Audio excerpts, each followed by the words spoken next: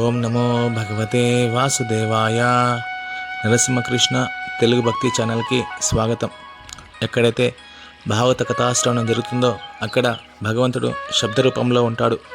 కావున ఈ వీడియో ద్వారా భాగవత కథాశ్రవణం విన్నందుకు, మీకు చెప్పినందుకు నాకు భగవంతుని కృప ఖచ్చితంగా లభిస్తుంది. కావున ఈ వీడియోని స్కిప్ చేయకుండా చివరి వరకు చూసి భగవంతుని యొక్క అనుగ్రహం పొందండి.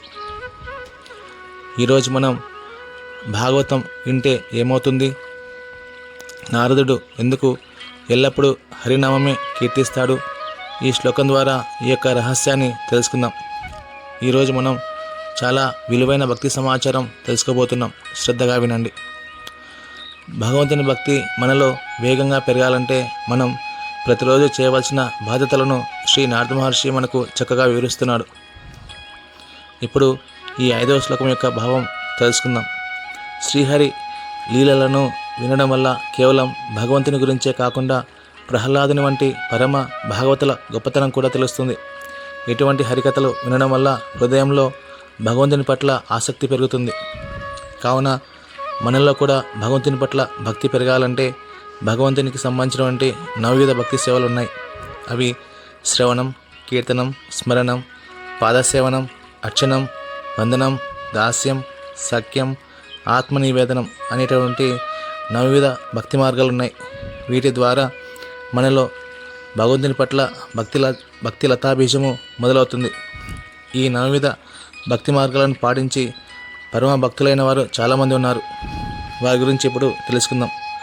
శ్రవణం ద్వారా పరీక్షణ్ మహారాజు, కీర్తనం ద్వారా శుకదేవ గోస్వామి, స్మరణ ద్వారా ప్రహ్లాదుడు, పాదసేవనం ద్వారా శ్రీమతి లక్ష్మీదేవి, అర్చనం ద్వారా పృథు మహారాజు, వందనం ద్వారా అక్రూరుడు, దాస్యం ద్వారా హనుమంతుడు, సఖ్యం ద్వారా అర్జునుడు, ఆత్మ నివేదన ద్వారా బృందావన గోపికలు. ఇలా చాలామంది ఈ 9 భక్తి ద్వారా పరమ భాగవతత్వములు అయినారు. కావున మనం కూడా ప్రతిరోజు భాగవత కథాశ్రవణం వింటూ భగవంతుని హరే కృష్ణ మహామంత్రాన్ని జపిస్తూ భగవంతుని ప్రతినిత్యం పూజించడం ద్వారా మనలో కూడా హృదయం పవిత్రమై గత జన్మ లేదా ప్రస్తుత జన్మ యొక్క పాపాలు తొలగి భగవంతుని పట్ల స్వచ్ఛమైన భక్తి మొదలవుతుంది. మరి ఈ భగవంతుని భక్తి చేయడం వల్ల కలిగే ప్రయోజనాలు తెలుసుకుందాం.